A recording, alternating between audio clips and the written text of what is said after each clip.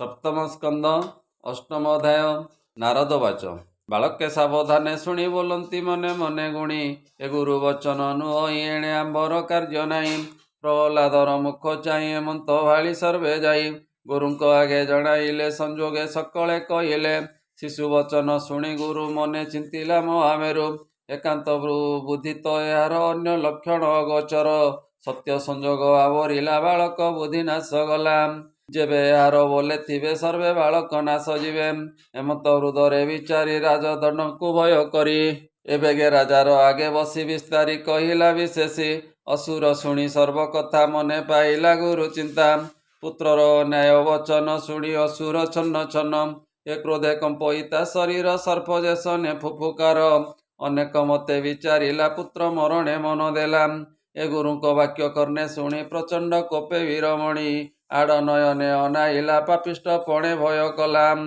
ए विश्वास पणे से दयित स्वभावे तार शांत दांत कर अंजलि देई माथे प्रहलाद पितार अग्रते चरण अग्रे शिर देई सर्व बालके मेल होई हेमंत पुत्र को अनाई चित्ते प्रलय कोप वही ए गर्जई वही मन कोप पादे प्रहारे जेने सर्पम स्वभावे दारुण असुर दिशई जेने दिवाकर हिरण्यकशिपु वाचम ए दुर्बुद्धि दुष्ट कुलांतक धर्मी महापापी वृक ए सुज्ञजनक वाक्य दूर दुशील दुष्ट दुराचारम ए मोहर कोपे तिनि पुर भये कंपति थरर त्रासे कंपति दिग पाळे नक्षत्र गगन मंडले कत ज्ञान मूढ़ पड़े मो आज्ञा भांगु परमाणे तु पुत्र मोर कुलांगार आज पेशिबी जमपुर काहार बोले दुष्ट पणे मो बोल भांगु कारणे प्रहलाद वाचम ए शुण राजन मोर वाणी तुम्बे त्रिलोकरे बरणी जे कथा उचित मोहर कहि शुणनु पवर जेउ प्रभुर बले मुहि नीचकु समान जाणई तोर मोहरे आदि करी अपरे जेते देहधारी जगते महाबली जेते स्थावर जंगम सहिते ब्रह्मादि जेते सुरासुरे जार चरणे पूजा करे से रूपे कर्म काल रूपी यज्ञ शरीर विश्वव्यापी प्राणी कबल प्राण से ही बाह्य अंतरे सम होई इंद्र देवता इंद्रगण इंद्रिय अवसर कारण से विश्व संसार सर्जई त्रिगुण माया संगे नहीं ए भुंजई अशेष शरीर क्रीडार अंते अंत करे ଏହା ତୁ ଜାଣି ତାକୁ ସ୍ମର ଅସୁର ଭାବ ଦୂର କର ଆତ୍ମାର ଭାବେ ଆତ୍ମା ରଖ ସକଳ ଘଟେ ସମ ଦେଖ ଏ ଯେ ଭାବେ ରୂପୁ ମିତ୍ର ନାହିଁ ସେ ଭାବେ ରହ ମନ ଦେଇ ମିତ୍ର ଉଦାସ ଶତ୍ରୁ ଗଣେ ହରି ହୁ ନାହିଁ ଅନ୍ୟ ଜଣେ ଏ ଭାବ ଚିନ୍ତି ହେ ପିଓର ହରି ସନ୍ତୋଷ କର୍ମ କର ଯେ ବୋଲା ଭୁବୀର ମଣି ତ୍ରିଲୋକ ଦଶ ଦିଗ ଜିଣି ଏ ତିନି ଭୁବନ ଆବରି ଭୁଞ୍ଜ ତୁ ଅକଣ୍ଟକ ଶିରି ଜଗତେ ରିପୁ ତୋର ନାହିଁ କହିବି ଶୁଣ ମନ ଦେଇ ଏ ବ୍ରହ୍ମାଣ୍ଡେ ଯେ ଅଛନ୍ତି ପୁଣ ଏକତ୍ୱ ଦେହ ପରିମାଣ ଯେ ଷଡ଼ ରିପୁ କାମ ଆଦି ହୃଦୟ ମଧ୍ୟ ଛନ୍ତି ବେଦୀ ଏ ମନକୁ କର ସେନାପତି ଆତ୍ମା ସମ୍ପଦ ଲୁଟୁଛନ୍ତି ଏ ଦଶ ଇନ୍ଦ୍ରି ଦିଗ ପାଳେ ଆତ୍ମାକୁ ନାଶନ୍ତି ସମୂଳେ ଏହାକୁ ଦେହ ନ ବିଚାରି ମୁଁ ବୀର ବୋଲି ଗର୍ବ କରି ଏହାକୁ ଜିଣି ଲୋକେ ମତେ ଏବେ ଦୃଢ଼ କର ଚିତେ ହେମନ୍ତେ ପ୍ରହଲାଦ ବାକ୍ୟ ଅସୁର ଦେହ କୋପେ କମ୍ପେ ଭଲଇ ପୁତ୍ର ମୁଖ ଚାହିଁ ନିଶ୍ଚୟ ମରିବୁ ଆଜ ତୁହି ଅଧିକ କେତେ କଥା କହୁ ତୁଜେ ଅସୁର ତନୁ ବହୁ ମୃତ୍ୟୁ ଯାହାର ସନ୍ନିଧାନ ମନୁହର ଇ ତାର ଜ୍ଞାନ ଆତ୍ମାର ଗତି ନ ପ୍ରମାଣି ବାଳୁତ ଭାବେ କହୁ ବାଣୀ ଜୀବନେ ଭାବ ନାହିଁ ତୋର ବଚନ କହୁ ଅଗୋଚର ଏତିନି ପୁରେ ମୁଁ ଈଶ୍ୱର ମତ ମୁଁ ଅଛି କେ ବାପର କାହାର ବୋଲେ ତୁ ପାମର ମୋ ବାକ୍ୟ ଅବଜ୍ଞାତୋର ତାବର ଜଙ୍ଗମ ସହିତେ ମୁହିଁ ପାଳ ଇଏ ଜଗତେ ମତ ମୁଁ କେବା ଅଛି ଭିନ୍ନେ ଈଶ୍ୱର ଏତିନି ଭୁବନେ ତୁ ଯେବେ ବୋଲୁ ଦୃଢ଼ କରି ଦୃଶ୍ୟ ଅଦୃଶ୍ୟ ଅଛି ପୁରୀ ହେ ଆଜ ତୁ ମୋହର ସମ୍ମୁଖେ ହରିଙ୍କୁ ଦେଖାଅ ପ୍ରତ୍ୟକ୍ଷେ ସେ ଯେବେ ସର୍ବବ୍ୟାପୀ ଥାଇ ଏ ସ୍ତମ୍ଭେ କିମ୍ବା ନଦୀ ସହି ତୁ ଯେ ବୋଲାଉ ତାର ସଖା ପ୍ରତ୍ୟକ୍ଷ ସ୍ତମ୍ଭ ମଧ୍ୟରେ ଦେଖା ଆଜ ହାଣିବି ତୋର ଶିର କେମନ୍ତେ ରଖେ ଚକ୍ରଧର ହେମନ୍ତେ ପିତାର ବଚନେ ପ୍ରହ୍ଲାଦ ଭୟ କଲା ମନେ ଏ ବାଳକ ବିଷ୍ଣୁର ବିଶ୍ୱାସେ ଚଞ୍ଚଳେ ଚାହିଁ ଦଶ ଦିଶେ ଦେଖିଲା ସ୍ତମ୍ଭ ମଧ୍ୟ ହରି ଶଙ୍ଖ କମଳ ଚକ୍ରଧାରୀ ଏ ପ୍ରଚଣ୍ଡ ଗଦା ଶୋଭେ କରେ ଦେଖିଲା ସ୍ତମ୍ଭର ଭିତରେ ଭରଇ ପିତା ମୁଖ ଚାହିଁ କପୋଳେ ବେନି କର ଦେଇ ଭୂତାତ ସ୍ତମ୍ଭ ମଧ୍ୟ ହରି ଦେଖ ପ୍ରତ୍ୟକ୍ଷ ଛନ୍ତି ପୁରୀ ହେମନ୍ତେ ପୁତ୍ର ମୁଖ ଶୁଣି କୋପେ ଉଠିଲା ଶିର ଜୁଣି ଏ ପୁତ୍ରକୁ ଚାହିଁ କୋପ ଦୃଷ୍ଟି ଓଷ୍ଠ ଚାପିଲା ଦନ୍ତ ପାଟି ତୀକ୍ଷ୍ଣ ଖଡ୍ଗ ଧରି କରେ ଅସୁର ଉଠି କୋପ ଭରେ। ଏ ସ୍ତମ୍ଭକୁ ଚାହିଁ କୋପ ଦୃଷ୍ଟି ପ୍ରହାର କଲା ବାମ ମୁଷ୍ଟି। ତକ୍ଷଣେ ଘୋର ନାଦ କରି ସ୍ତମ୍ଭ ମଧ୍ୟରେ ଦଇ ତାରି। ଅତି ଦୁଃସହ ଘୋର ନାଦେ ବ୍ରହ୍ମାଣ୍ଡ ପୁରିଲା ଶବଦେ। ବ୍ରହ୍ମାଦି ତ୍ରିଭୁବନ ଲୋକେ ଭୟେ କମ୍ପିଲେ ଏକେ ଏକେ। ଏ ଶବଦ ଯେନେ ଘଡ଼ଘଡ଼ି ବ୍ରହ୍ମାଣ୍ଡ ପଡ଼ିଲା କିଛିଡ଼ି। ଅଦ୍ଭୁତ ଘୋର ନାଦ ଶୁଣି କୋପେ ଧାଇଁଲା ଖଡ୍ଗ ଘେନି। ଏ ଦେଖି କମ୍ପିଲେ ଦିଗପାଳ ଧଇଲା ପ୍ରହ୍ଲାଦ ବାଳ। ଦେଖିଲା ସ୍ତମ୍ଭେ କେହି ନାହିଁ ବୋଇଲା ପୁତ୍ର ମୁଖ ଚାହିଁ। ଆଜି ପେଶିବି ଯମପୁର ଦେଖା ତ କାହିଁ ଚକ୍ରଧର। ତକ୍ଷଣେ ଭକତ ବତ୍ସଳ ଦେଖିଲେ ଭୃତ୍ୟର ବିକଳ। ଯେ ହରି ସର୍ବଭୂତେ ପୁରୀ ତାର ବଚନ ସତ୍ୟ କରି। ସ୍ତମ୍ଭର ମଧ୍ୟ ରୂପ ଧରି ଯେସନେ ବିକ୍ରମ କେଶରୀ। ଅଦ୍ଭୁତ ରୂପ ଦେବରାୟ ସୋହେ ମନୁଷ୍ୟ ପଶୁକାଏ। ଅଦ୍ଭୁତ ରୂପ ଭୟଙ୍କର ଦେଖି ବିଚାର ଇ ଅସୁର। ଏ ରୂପ ଦେଖିଲା ତ ନାହିଁ ସ୍ତମ୍ଭେ ପ୍ରକାଶିଲା କାହିଁ। ଦଗ୍ଧ ସୁବର୍ଣ୍ଣ ପ୍ରାୟ ବର୍ଣ୍ଣ କର୍କଶ ପିଙ୍ଗଳ ଲୋଚନ। ଶରୀର କେଶର କମ୍ପନେ ଜଳଦେ ପଡ଼ିଲେ ଗଗନେ। ତାର ତୁଣ୍ଡ ବେନି କଲେ ଜିହ୍ୱା ବୁଲାଇ ଅନ୍ତରାଳେ। ଏ ବିକଟ ଦନ୍ତ ବେନି ପାଟି ନିଷ୍ଠୁର ଚଞ୍ଚଳ ଭ୍ରୁକୁଟି। ଊର୍ଦ୍ଧ୍ୱେ ଚଳଇ କର୍ଣ୍ଣ ଦୁଇ ଗିରି ଗୁହାର ପ୍ରାୟ ହୋଇ। ନାସିକା ରନ୍ଧ୍ର ଅନ୍ଧକାର ବିସ୍ତାର ହନୁମ ଆଗର। ଦିବାର ତନୁ ଦୀର୍ଘ ଦିଶେ ମସ୍ତକ ଲାଗଇ ଆକାଶେ। ଚନ୍ଦ୍ର ଗୌର ତନୁରୁ ବିଶ୍ୱ ପୂରିତ ବିଶ୍ୱଦେହ। ଏକର ଚରଣ ନଖାୟୁଧ ତା ଦେଖି କମ୍ପିଲେ ବିବୁଧ। ଅସୁରେ ପକାଇଲେ ତ୍ରାସେ ଭୟେ ପଶିଲେ ଦଶ ଦିଶେ। ହେମନ୍ତ ରୂପ ଦେଖି ଆଗେ ଦାନବ ପତି ମହାରାଗେ। ଗଦା ବୁଲାଇ ଦକ୍ଷ କରେ ପିଟିଲା ନୃସିଂହ ଉପରେ। ପୁଣି ପ୍ରହାରେ ବାମ ଦକ୍ଷେ ଦେବେ ଦେଖନ୍ତି ଅନ୍ତରିକ୍ଷେ। ଅତି ବିକ୍ରମ ତେଜ ଦେଖି ନୃସିଂହ ଉନ୍ମୂଳିତ ଆଖି। କର ପ୍ରସାରି ନରହରି ତକ୍ଷଣେ ଅସୁରକୁ ଧରି। ଗଦା ଯେ ଅଛି ତାର ହସ୍ତେ ସର୍ପକୁ ଗରୁଡ଼ ଯେମନ୍ତେ। ତକ୍ଷଣେ ଦାନବ କପତି ହସ୍ତରୁ ଖସି କରେ ଗତି। ଗରୁଡ଼ ହସ୍ତୁ ଯେନେ ଅହି ପଡ଼ି ଗର୍ଜଇ ବ୍ୟସ୍ତ ହୋଇ। ଉଷ୍ଟ୍ରକା ମୋଡ଼ି ଅତି ବଳେ ଦେଖି ଡରିଲେ ଦିଗପାଳେ। ଅସାଧ୍ୟ ଦେଖି ଦେବଗଣ ମେଘ ଲୁଚିଲେ ତତ୍କ୍ଷଣ। ନୃସିଂହ ହସ୍ତୁ ଗଲା ଚଳି ଦେବ ଭାଳନ୍ତି ଶୂନ୍ୟ ମିଳେ। ପୁଣି ଧାଇଁଲା ନାଦ କରି ତକ୍ଷଣେ ଖଡ୍ଗ ଚର୍ମ ଧରି। ତମେ ଶୋଭିତ ଶତଚନ୍ଦ୍ର ଦୁର୍ଜୟ ଅସୁର ନରେନ୍ଦ୍ର। ଏ ଖଡ୍ଗ ମଣ୍ଡଳେ ଗତି ଦେଖି ଭୟେ ବୁଝିଲେ ସର୍ବେ ଆଖି। ଶୂନ୍ୟ ଉଡ଼ଇ ବାହୁ ବଳେ ପୁଣି ମିଳଇ ଭୂମି ତଳେ। ଏ ପ୍ରଚଣ୍ଡ ସେ ନରହରି ତକ୍ଷଣେ ଅସୁରକୁ ଧରି। ହୃଦେ ଚାପନ୍ତେ ପୁଣି ଗଳି ତଳେ ପଡ଼ିଲା ମହାବଳୀ। ପୁଣି ଧରନ୍ତି ଅତି ବେଗେ ବଳେ ଉଛୁଡ଼େ ଦଶ ଦିଗେ। ମାର୍ଜାର ମୁଷ୍ଟିକକୁ ଯେନେ ଧଇଲେ ରାକ୍ଷସକୁ ତେନେ। ସ୍ୱଭାବେ ଦୁର୍ଜୟ ଅସୁର ବଜ୍ରହୁ କଠିନ ଶରୀର। ଏ ଉର ଉପରେ ନରହରି ଉତ୍ଥାନ କରି ତାକୁ ଧରି। ବାମ ଦକ୍ଷିଣ ଧରି କରେ ଲୀଳା ମାତ୍ରକେ ନଖାଙ୍କୁରେ। ଏ ରୋଷେ ହୁଙ୍କାର ନାଦ କରି ହୃଦୟ କମଳ ବିଦାରି। ଏ ଦେବେ ଦେଖନ୍ତି ଥାଇ ଶୂନ୍ୟ ସର୍ପକୁ ଗରୁଡ଼ ଯେସନେ। ଅସୁର ହୃଦୟ ରୁଧିରେ ଥିନ୍ତିଲା ଲଲାଟ କେଶରେ। ସିଂହ ଯେସନେ ହସ୍ତି ମୁଣ୍ଡେ ବସି ବିଦାରେ ଦନ୍ତ ତୁଣ୍ଡେ। ଅସୁର ହୃଦୟ କମଳ ନଖେ ବିଦାରି ମହାବଳ। ଏ କୋପେ ଚାହାନ୍ତେ ଦଶ ଦିଶେ ଦୈତ୍ୟ ମିଳିଲେ ଆସି ପାଶେ। ନାନାଦି ଅସ୍ତ୍ର ଧରି କରେ ଧାଇଁଲା ନୃସିଂହ ଉପରେ। ତାହାକୁ ଧରି ତତ୍କ୍ଷଣ ନଖେ ବିଦାରି କଲେ ରଣ। ସହସ୍ର ସହସ୍ର ଅସୁର ସମରେ ଗଲେ ଯମପୁର। ଅସୁର ବଳ କୋପେ ମାରି ବେଗେ ଧାଇଁଲେ ନରହରି। ନୃସିଂହ ଜଟାର ସ୍ପରଶେ ଜଳଦେ କମ୍ପିଲେ ଆକାଶେ। ଏ ଗ୍ରହ ନକ୍ଷତ୍ର ମାଳ ମାଳ ସ୍ୱର୍ଗୁ ପଡ଼ିଲେ ମହିତଳ। ନିଶ୍ୱାସ ବାତେ ସିନ୍ଧୁ ଜଳ ହୋଇଲେ ଅତ୍ୟନ୍ତ ଚଞ୍ଚଳ। ନୃସିଂହ ଶବ୍ଦେ ଦିଗପନ୍ତି ଭୟରେ ଚିତ୍କାର କରନ୍ତି। ଦେବେ ଗଗନୁ ଗଲେ ତ୍ରାସେ ଭୟେ ଦିଶିଲେ ଦଶ ଦିଶେ। ଏ ସକଳ ଅସୁର ସଂହାରି ବିଜୟ କଲେ ନରହରି। ବସିଲେ ଅସୁର ଆସନେ ଯେହୁ ପୂଜିତ ତ୍ରିଭୁବନେ। ଦେଖି ଅସୁରେ ପଳାଇଲେ ଯେ ଅବା ଅବଶେଷେ ଥିଲେ।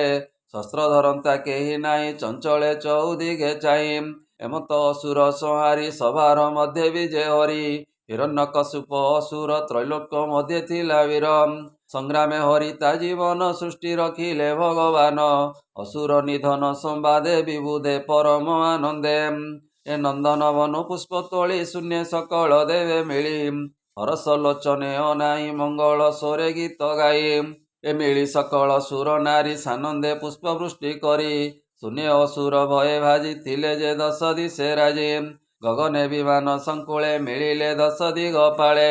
ଧୁନ୍ଦୁମି ବାଦ୍ୟ ନାଦ କଲେ ଗନ୍ଧର୍ବ ଅପସରା ବେଳେ। ଆନନ୍ଦ ହେଲେ ସୁର ନାରୀ ଅଛନ୍ତି ନୃତ୍ୟ ଗୀତ କରି। ବ୍ରହ୍ମା ଶଙ୍କର ଇନ୍ଦ୍ର ତୁଲେ ଋଷି ଏ ପିତୃସିଦ୍ଧ ମେଳେ। ପୁରଗ ବିଦ୍ୟାଧର ଗଣ ମାନବ ପ୍ରଜାପତି ପୁଣ। ମିଳିଲେ ଗନ୍ଧର୍ବ ଚାରଣ ଯକ୍ଷ ଯେ କି ପୁରୁଷ ଗଣ। ଆବର ବେତାଳ କିନ୍ନର ଏ ଆଦି ଅଶେଷ ମୋର। ମିଳିଲେ ବିଷ୍ଣୁ ପାରିଷଦ ସନଦ ସନକ ମୁକୁନ୍ଦ। ପର ଅଞ୍ଜଳି ଶିରେ ଦେଇ ମିଳିଲେ ବିଷ୍ଣୁ ପାଶେ ଯାଇ। ପ୍ରଚଣ୍ଡ ତେଜ ମହାଘର ଭୟେ ରହିଲେ କିଛି ଦୂର। ସର୍ବେ ରହିଲେ ଦୂର ହୋଇ ସମୀପେ ନ ପାରିଲେ ଯାଇ। ଶଙ୍କିତ ଚିତ୍ତ ସର୍ବଲୋକେ ସ୍ତୁତି କରନ୍ତି ଏକେ ଏକେ। ବ୍ରହ୍ମବାଚ ଏ ଅଦ୍ଭୁତ ଅନନ୍ତ ମୂରତି ଦୁରନ୍ତ ଯାହାଙ୍କର ଶକ୍ତି। ଯେ କରେ ଜଗତେ ପାଳନ ସୃଜ ସ୍ଥିତି ସଂହାରଣ। ବିଚିତ୍ର ବୀର୍ଯ୍ୟ ଯାହାର ନାମ ଯେ କରେ ସର୍ବ ଶୁଭ କର୍ମ। ଅଶେଷ ଯାହାର ମହିମା କେ ବର୍ଣ୍ଣି ପାରେ ଗୁଣ ସୀମା। ସେ ପ୍ରଭୁ ଚରଣାର ବିନ୍ଦେ ପ୍ରସନ୍ନ ଅର୍ଥେ ମୁହିଁ ବନ୍ଦେ। ଶ୍ରୀହରି ପ୍ରସନ୍ନ ହୁଅନ୍ତୁ ସକଳେ ଅଭୟ ଦିଅନ୍ତୁ। ମହାଦେବ ବାଚ ହେ ପ୍ରଭୁ ଭକତ ବତ୍ସଳ ଦୁଷ୍ଟ ଅସୁର ବିନାଶିଲ। ତା ପୁତ୍ର ଭକ୍ତ ପ୍ରହ୍ଲାଦ ଆଶ୍ରା ନେଇଛି ତୁମ୍ଭ ପାଦ। ତା ସମ ଭକ୍ତ କେହି ନାହିଁ ରଖ ତାହାକୁ ଭାବଗ୍ରାହୀ। ଇନ୍ଦ୍ରବାଚ ଇନ୍ଦ୍ର ନୃସିଂହ ମୁଖ ଚାହିଁ ବୋଇଲେ କର ତ୍ରାହି ତ୍ରାହି। ମହାସୁର ମହାବେଗ ଯଜ୍ଞ ଆରମ୍ଭେ ଅଭିର୍ଭାଗେ। ବଳେ ଭୁଞ୍ଜଇ ସେ ଆକର୍ଷି ଆମ୍ଭ ହୃଦୟ ପଦ୍ମଗ୍ରାସୀ। ତୁ ନାଥ ସର୍ବ ପ୍ରାଣୀଙ୍କର ହୃଦୟ ପଦ୍ମେ ତୋର ଘର। ସେ ପଦ୍ମ ଅସୁର ଶଶାଙ୍କେ ମୁଦ୍ରିତ ଥିଲା ଅତିରେକେ। ତୁ ଏବେ ସୂର୍ଯ୍ୟ ରୂପ ଧରି ହୃଦୟ ପଦ୍ମଭେଦ କରି। ତୋର ହୃଦ ତୁ ରଖିଲୁ ଆମ୍ଭକୁ ଯଜ୍ଞ ଭାଗ ଦେଲୁ। ଏ ଘୋର ସଂସାର ସାଗରେ ପ୍ରାଣୀ ଜୀବନ ନିରନ୍ତରେ। ଅଜ୍ଞାନ ମୋହିତ ଏ ନିତ୍ୟ କିମ୍ପା କହିବୁ ତ ଗ୍ରତେ। ତୋର ସେବକ ପ୍ରାଣୀଙ୍କର ତୁ ନାଥ ଶରଣ ସୋଦର। ଋଷୟ ଉଚୁ ତୋର ଚରଣ ଧ୍ୟାନ ଅର୍ଥେ ତପ ସମାଧି ଏ ଜଗତେ। ତୋର ବଚନେ ଆମ୍ଭେ ରହି ସଂସାରେ ବିପ୍ରଦେହ ବହି। ସେ ତପ ସାଧିବାରୁ ବେଳ ହରଣ କଲା ଦୁଷ୍ଟ ବଳେ। ତୋର ବଚନେ ତୋତେ ଭାବି ଦୃଢ଼େ ପଦାର ବିନ୍ଧେ ସେବି। ସେ ତପ ହରିଲା ଆମ୍ଭର ନିଜର ପ୍ରତାପ ଅସୁର। ଏବେ ତାହାଙ୍କୁ ନାଶ କରି ଆମ୍ଭର ତପସ୍ୟା ଉଧରି। ରଖିଲୁ ଋଷିଙ୍କର ଧର୍ମ ତୁ ନାଥ ସର୍ବକୁଳ କର୍ମ। ପିତରଉଚୁ ଏ ଆମ୍ଭର ଶ୍ରାଦ୍ଧ ତୋଷ ଚିତ୍ତେ ପୁତ୍ରେ କରନ୍ତି ବେଦ ମତେ। ଆମ୍ଭ ଦିବସ ଶ୍ରାଦ୍ଧ କାଳେ ଅସୁର ଭୁଞ୍ଜେ ଆସି ବଳେ। ଏ ତିଳ ଉଦକ ଯେତେ ତୀର୍ଥେ ପୁତ୍ରେ ଦିଅନ୍ତି ସ୍ନେହ ମତେ। ସେ ଜଳ ବଳେ ପାନ କରେ ଅର୍ପିତ ଦାନ ବଳେ ହରେ। ଏ ଆମ୍ଭର ଜଳ ପିଣ୍ଡ ଯେତେ ଥିଲା ଅସୁର ଅନ୍ତର୍ଗତେ। ନଖର ଅଗ୍ରେ ତାହା ଖୋଳି ଆମ୍ଭକୁ ଦେଲୁ ନର ହରି। ସିଧାଉଚୁ ଏ ଆମ୍ଭର ଯୋଗେ ସିଦ୍ଧ ଗତି ବଳେ ହରିଲା ଦୈତ୍ୟପତି। ତାହାକୁ ନଖେ ବିଦାରିଲୁ ତୁ ନାଥ ଆମ୍ଭକୁ ରଖିଲୁ। ତୋର ଚରଣେ ନମସ୍କାର ଯେଣୁ ତୁ ଶରଣ ସୋଦର। ବିଦ୍ୟାଧର ଉଚୁ ଏକର ପ୍ରସାରୀ ବିଦ୍ୟାଧରେ ବୋଲନ୍ତି ନୃସିଂହ ଛାମୁରେ। ଆମ୍ଭର ଅନ୍ତର୍ଧାନ ଗତି ବଳେ ହରିଲା ଦୈତ୍ୟପତି। ତାହାକୁ ପଶୁବଧ ପ୍ରାୟ ସଂହାର କଲୁ ଦେବରାଏ। ମାୟା ନୃସିଂହ ଅବତାର ଆମ୍ଭେ ଯେ ଶରଣ ସୋଦର। ନାଗାଉଚୁ ଆମ୍ଭ ଫଣୀରେ ଯେତେ ମଣି ଯେ ଗୃହେ ଉତ୍ତମର ମଣି। ସବୁ ହରିଲା ବାହୁବଳେ ଅଜୟ ଭୁବନ ମଣ୍ଡଳେ। ସେ ଭୟ ନିବାରି ଗୋବିନ୍ଦ ଆମ୍ଭକୁ ଦେଲୁ ତୁ ଆନନ୍ଦ। ତୁ ନାଥ ସଂସାର ଉଦ୍ଧାର ତୋର ଚରଣେ ନମସ୍କାର। ମାନବାଉଚୁ ଏ ବିଧାତା ବଂଶେ ଅବତରି ତୋର ଆଦେଶ ଶିରେ ଧରି। ମନୁଷ୍ୟ ବୋଲାଇ ଜଗତେ ଥାଉ ଯେ ତୋହର ଆୟତେ। ଏ ଧର୍ମେ ସଂସାର ଜନ ପାଳୁ ତୁ ନାଥ ପରମ ଦୟାଳୁ। ତୁମ୍ଭ କିଙ୍କର ଆମ୍ଭ ଦେହ କିବା କରିବୁ ଆଜ୍ଞା ଦିଅ। ପ୍ରଜାପତେ ହେଉଛୁ ଏ ତ ପ୍ରଜା ସୃଷ୍ଟିର ପାଳନେ ଆମ୍ଭକୁ ନାନା ଜୀବ ମାନେ। ରଖିଲୁ ପ୍ରଜାପାଳ କରି ଆମ୍ଭେ ଯେ ତୋର ଆଜ୍ଞାଧାରୀ। ସୃଷ୍ଟି ପାଳନ କରି ଭଲେ ମାନବ ପ୍ରଜାପତି ତୁଲେ। ଅସୁର ଭୟ ଚିନ୍ତା ଭଇ ସ୍ଥାନ ନ ପାଇ ଆମ୍ଭେ ରହି। ସେ ଏବେ ତୋର ନଖ ଗାତେ ମରି ପଡ଼ିଛି ଭୂମି ଗତେ। ତୁ ସତ୍ୟ ପ୍ରଭୁ ଚକ୍ରଧର ଏବେ ନୃସିଂହ ଅବତାର। ଜଗତ ମଙ୍ଗଳ ବିଧାନ ସଂସାର ରଖ ଭଗବାନ। ଗନ୍ଧର୍ବାଉଚୁ ଭୋନାଥ ତୋହର ବଚନେ ନିତ୍ୟ ଦେବଙ୍କ ସନ୍ନିଧାନେ। ନୃତ୍ୟ ଖଟଣି ପୀତାମ୍ବର ବିବିଧ ଅନେକ ପ୍ରକାର। ଏ ଗୀତ ଖଟଣି ରତିର ସେ ନିରତେ ଖଟୁ ଅବକାଶେ। ତୋହର ଚରଣ ପ୍ରସାଦେ ଆମ୍ଭେ ବର୍ତ୍ତିଲୁ ଅପ୍ରମାଦେ। ଏ ଭୟ ନ ପାରୁ ଆମ୍ଭେ ରହି ତୋର ବଚନେ ନିତ୍ୟ ଥାଇ। ପଥଗାମୀ ଜନକର କେବେ ହେ ନାହିଁ ସୁଖ ସାର। ଚାରଣାଉଚୁ ଏ ଭୋଦେବ ଚରଣେ ତୁମ୍ଭର ଭୋଗାପ ବର୍ଗ ସୁଖ ଘର। ସଂସାର ନିବୃତ୍ତି କାରଣ ଭୋନାଥ ତୋହର ଚରଣ। ସେ ପଦ ସେବା ଆମ୍ଭେ ଛାଡ଼ି ଅସୁର ଘରେ ବନ୍ଦୀ ପଡ଼ି ସେ ମନ ଦୁଃଖ ଏବେ ଗଲା ଯେବେ ଅସୁର ବୀର ମଲା। ଦକ୍ଷାଉଚୁ ଏ ସେବକ ମୁଖ୍ୟ ଆମ୍ଭେ ତୋର ନିରତେ ଚରଣେ କିଙ୍କର ମନଜ୍ଞ ସାଧୁ ଗଣ ପୁରେ ତୋର ଚରଣ ଏଡ଼ି ଦୂରେ ଆମ୍ଭକୁ ନିତ୍ୟ ଦୁଃଖ ଦେଇ ବାହନ କରି ନିତ୍ୟ ଭାଇ ସେ ପୁଣି ଜନ ପରିତାପେ ପ୍ରାଣ ହରିଲା ତୋ ସମୀପେ।